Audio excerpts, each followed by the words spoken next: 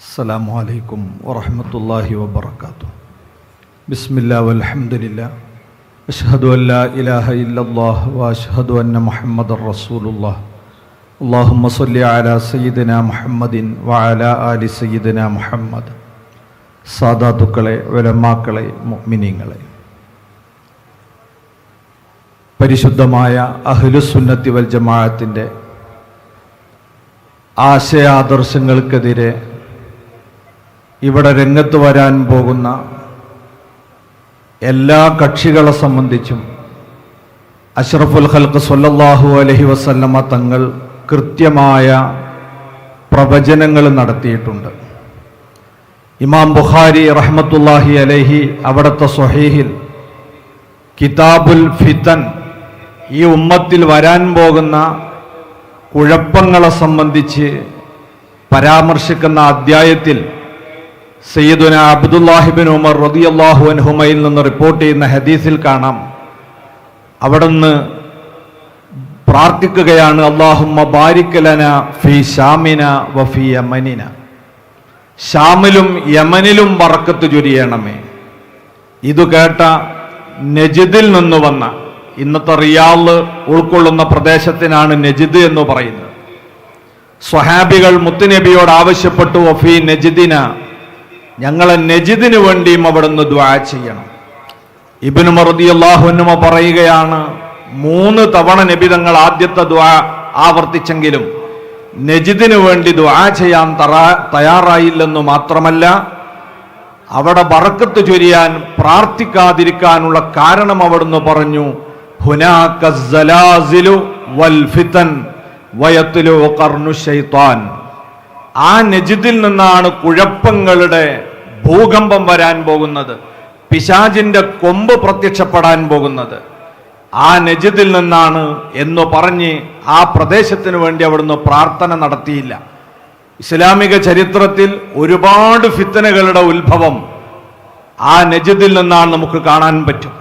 മുസൈലിമത്തുൽ കദ്ദാബാണെങ്കിലും അതുപോലെ തന്നെ മറ്റു പലവിധത്തിലുള്ള ബിദഈ കക്ഷികളാണെങ്കിലും ചരിത്രത്തിൽ ഏറ്റവും ഒടുവിലായി അതേ നജിദിലാണ് വഹാബി പ്രസ്ഥാനത്തിന്റെ സ്ഥാപക നേതാവായ മുഹമ്മദ് ബിൻ അബ്ദുൽ വഹാബിന്റെ ജന്മവും ഉണ്ടാകുന്നത്.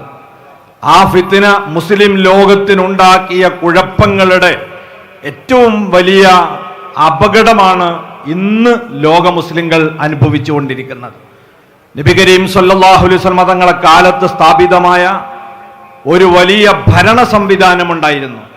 പ്രവാചകർ ഖുലഫാ റാഷിദീങ്ങൾക്ക് കൈമാറിയ ആ ഖിലാഫത്ത് ലോകത്തിന്റെ പുരോഗതിയിലും വികസനത്തിലും വലിയ പങ്ക് വഹിച്ച ഒരു പ്രസ്ഥാനമായിരുന്നുവെങ്കിൽ അതിനെ തകർക്കുന്നതിനു വേണ്ടി പാശ്ചാത്യ ശക്തികളുടെ കോടാലിപ്പിടിയായി പ്രവർത്തിച്ചത് ഈ വഹാബിസമായിരുന്നു എന്നതൊരു ചരിത്ര യാഥാർത്ഥ്യമാണ്.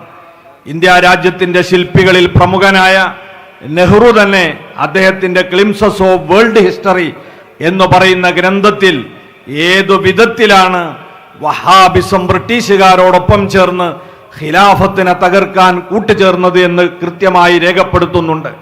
കേണൽ ലോറൻസ് എന്ന് പറയുന്ന വിദഗ്ധനായ ഒരു സൈനികന്റെ പരിശീലനവും ഓരോ മാസത്തിലും 5000 പവൻ വീതം ഇന്ത്യയിൽ നിന്നുള്ള ബ്രിട്ടീഷ് സർക്കാരിന്റെ സഹായവും വാങ്ങിക്കൊണ്ടാണ് ഖിലാഫത്തിന് അവർ ഒറ്റുകൊടുത്തത്. അതിന്റെ ഫലമായാണ് മുത്തുനബിയുടെ കാലത്ത് ആരംഭം കുറിച്ച ഒരു ഭരണ സംവിധാനം 1924 തകർന്നടിയുന്നത്.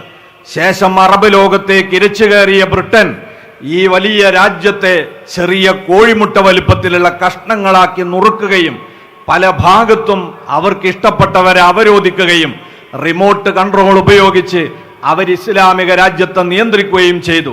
അതിൻ്റെ കൂട്ടുചേർന്നതിൻ്റെ ഫലമായി അവർക്കും വഹാബികൾക്കും സ്വാധീനമുള്ള ഒരു ഏരിയ തിരിച്ചു കൊടുത്തു. അങ്ങനെയാണ് 1932 അവർക്ക് സ്വാധീനമുള്ള ഒരു ഭരണ സംവിധാനം ഉണ്ടായിത്തീരുന്നത്. അതിനുശേഷം ഇസ്ലാമിൻ്റെ പൈതൃകവും പാരമ്പര്യവും തച്ചുടക്കാനും തേച്ചുമായ്ച്ചു കളയാനും അവർ നടത്തിയ കർസേവകളെ കുറിച്ച്, അവർ നടത്തിയ ഇസ്ലാമിൻ്റെ ശേഷിപ്പുകളെ നശിപ്പിക്കാൻ നടത്തിയ നരനായാട്ടിനെ കുറിച്ച് അവരുടെ തന്നെ പണ്ഡിതന്മാരും ചരിത്രകാരന്മാരും രേഖപ്പെടുത്തിയ രേഖകളുണ്ട്. അത് വിശദീകരിക്കാനുള്ള സമയം നമ്മുടെ മുമ്പിലില്ല. ഏറ്റവും ഒടുവിലായി 1948 പരിശുദ്ധമായ ഖുദ്സ് ഉൾക്കൊള്ളുന്ന പ്രദേശത്ത് അവരതാ ജൂതന്മാരെ കൊണ്ടുവന്ന് അവിടെ സ്ഥാപിക്കുകയാണ്. 2 ലക്ഷ്യമായിരുന്നു യൂറോപ്യർക്കുണ്ടായിരുന്നത്. ഒന്ന്, അവരുടെ ദൃഷ്ടിയിൽ ജൂതന്മാർ ദുഷ്ടവിഭാഗമാണ്. കാരണം അവർ വിശ്വസിക്കുന്ന ദൈവപുത്രനായ യേശുക്രിസ്തുവിനെ വധിക്കാൻ ശ്രമിച്ചത് അല്ലെങ്കിൽ കുരിശിലേറ്റിയത് അത് ജൂതന്മാരാണ് എന്നതുകൊണ്ട് തന്നെ അവരെ തൊട്ട് അവരെ രാജ്യത്തെ ശുദ്ധീകരിക്കുക എന്നതിൻ്റെ ഭാഗമായിട്ടായിരുന്നു ജർമ്മനിയിൽ ലക്ഷക്കണക്കായ ജൂതന്മാരെ കൊന്നൊടുക്കിയത്. അവസാനം ഒരു തന്ത്രം മെനഞ്ഞത് യൂറോപ്പിൽ നിന്ന് അവരെ നാടുകടത്തി യൂറോപ്പിനെ ശുദ്ധീകരിക്കുകയും അതേ സമയത്ത് മുസ്ലിം കേന്ദ്രങ്ങളിൽ അവരെ കുടിയിരുത്തി എല്ലാ കാലത്തും മുസ്ലിങ്ങൾക്ക് അസ്വസ്ഥത ഉണ്ടാക്കാൻ വേണ്ടി ജൂതരാജ്യം സ്ഥാപിച്ചു കൊടുക്കുകയും ചെയ്തത്. ഇന്ന് നിങ്ങൾ നോക്കൂ, നിരന്തരമായി 3 മാസത്തോളമായി പാവപ്പെട്ട നിരപരാധികളുടെ നെറുന്തലയിലേക്ക് ഭീകരമായ ബോംബുകൾ പതിക്കുന്ന കാഴ്ച കയ്യും കെട്ടി നോക്കി നിൽക്കുകയാണ് മുസ്ലിം ലോകം. ഈ പതിതാപകരമായ ഒരവസ്ഥയിലേക്ക് മുസ്ലിം ഉമ്മത്തിനെ കൊണ്ടെത്തിച്ചതിൻ്റെ പിന്നിൽ ആ മഹത്തായ രാഷ്ട്രീയ സംവിധാനത്തെ തകർക്കാൻ കൂട്ടുനിന്നവരുടെ ആ കൈകൾ എത്രമാത്രം പങ്കെടുത്തിട്ടുണ്ട് എന്ന് നമ്മൾ ഊഹിക്കുക. അള്ളാഹുവിന്റെ റസൂൽ വെറുതെ പറഞ്ഞതല്ല, വൽ ഫിതൻ, അവിടെയാണ് മതരംഗത്തു നിന്നുള്ള ഏറ്റവും വലിയ കുഴപ്പങ്ങൾ പൊട്ടിമുളക്കുന്നത്. ഇന്ന് മുസ്ലിം ഉമ്മത്തിന്റെ ഈ ഒരവസ്ഥക്ക് കാരണം അവർ ബ്രിട്ടനോട് കൂടിച്ചേർന്നുകൊണ്ട് നടത്തിയ ഈ കൊടുംചതിയാണ് എന്ന് നമുക്ക് സ്മരിക്കാതെ വയ്യ. നമ്മളെ രാജ്യത്തേക്ക് നമ്മൾ കടന്നു വന്നാൽ 1921 കാലങ്ങളിൽ മലബാർ സ്വാതന്ത്ര്യ സമരം നടക്കുമ്പോൾ ബ്രിട്ടീഷുകാർ ഇതേ വിഭാഗത്തെ തന്നെ ഉപയോഗപ്പെടുത്തിയിട്ടാണ് ഇവിടെ ഛിദ്രതയുണ്ടാക്കാൻ ശ്രമിച്ചത്. വഹാബിയായിരുന്ന ഈജിപ്തിലെ റഷീദുല്ല പുറത്തിറക്കിയ മജല്ലത്തുൽ മനാർ എന്ന് പറയുന്ന അറബി മാസിക ഇവിടെ എത്തിക്കുകയും അത് വായിച്ചുകൊണ്ട് വക്കം അബ്ദുൽ ഖാദർ മൗലവി ആദ്യമായി വഹാബിസത്തിലേക്ക് ആകൃഷ്ടനാകുകയും ചെയ്തു. പിന്നീട് അതേ പാത പിന്തുടർന്ന് 2-3 മൗലവിമാര് കൂടി രംഗത്ത് വന്ന് അവർ ചേർന്നുകൊണ്ടാണല്ലോ ഈ ഐക്യത്തോടെ പോകുന്ന നാട്ടിൽ അനൈക്യമുണ്ടാക്കാൻ ഐക്യത്തിന്റെ പേര് പറഞ്ഞ് രംഗത്ത് വന്നിട്ടുള്ളത്. അവിടെ നിന്നിങ്ങോട്ട് ഈ 2 ധാരകളും ഒന്നിച്ചേർന്ന് പോകുന്ന വേദനാജനകമായ ചരിത്രം നമുക്ക് കാണാൻ കഴിയും.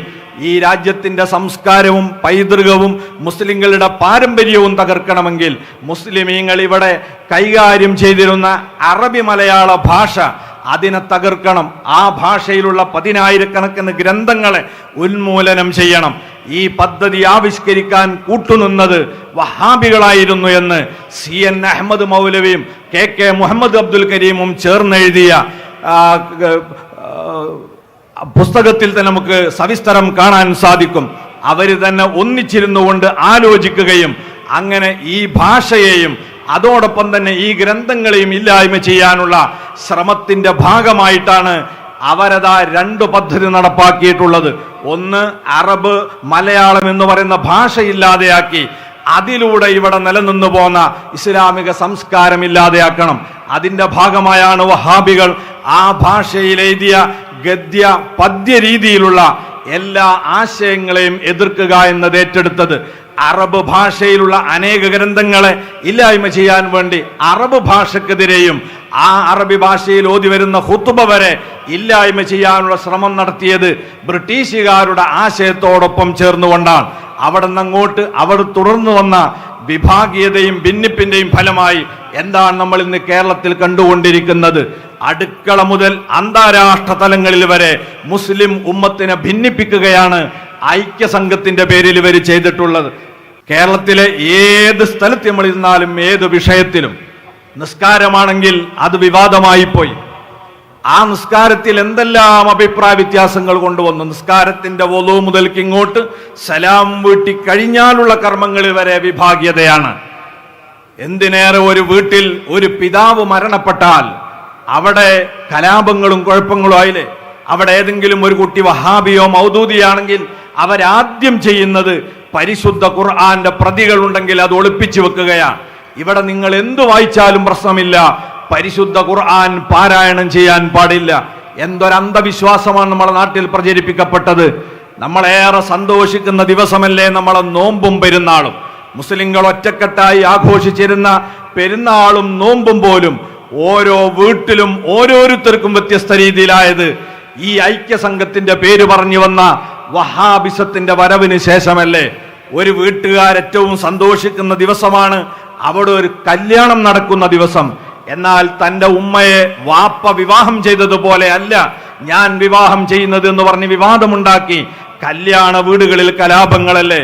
മരിച്ച മയ്യത്തിനെ കൊണ്ടുപോകുമ്പോ അവിടെ ലാ ഇലാഹ ഇല്ലല്ലാഹ് എന്ന ദിക്ർ പതിയഞ്ഞ സ്വരത്തിൽ ചൊല്ലുന്ന ശീലം മുസ്ലിം പാരമ്പര്യമാണെങ്കിൽ അവിടെ വായ പൊത്തിപ്പിടിച്ച് അവിടെ ലാ ഇലാഹ ഇല്ലല്ലാഹ് ചൊല്ലാൻ പാടില്ല എന്ന് പറഞ്ഞ് മയ്യത്ത് കൊണ്ടുപോകുന്നയിടത്ത് സംഘർഷം, മറമാടുന്നയിടത്ത് സംഘർഷം.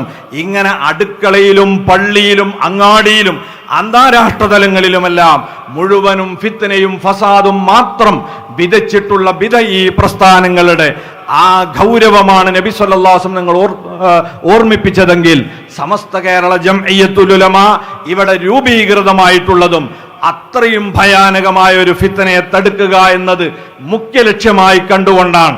അതുകൊണ്ട് തന്നെ മഹത്തായ അഹ്ലുസുന്നത്തി വൽ ജമാഅത്തിന്റെ ആശയ ആദർശങ്ങൾ ഇവിടെ നിലനിർത്താനും ബിദഈകളെ പ്രതിരോധിക്കാനും സമസ്തയുടെ മുഖ്യ അജണ്ടയായി തന്നെ നമ്മൾ എടുത്തുകൊണ്ട് ഇൻഷാ അല്ലാഹ് ഈ വരാൻ പോകുന്ന ഈ പ്രചരണകാലം 3 വർഷക്കാലം അത് ആദർശ പ്രചാരണത്തിന്റെ കാലമായി നമുക്ക് ഏറ്റെടുക്കണമെന്നും സമസ്ത കേരള സുന്നി യുവജന സംഘത്തിന്റെ ആദ്യത്തെ പദ്ധതിയായി ഈ സമ്മേളനത്തിന്റെ ഭാഗമായി അതിന്റെ 70ാം വാർഷിക സമ്മേളനത്തിലും ബഹുമുഖ പദ്ധതികളുണ്ട് ഇൻഷാ അല്ലാഹ്.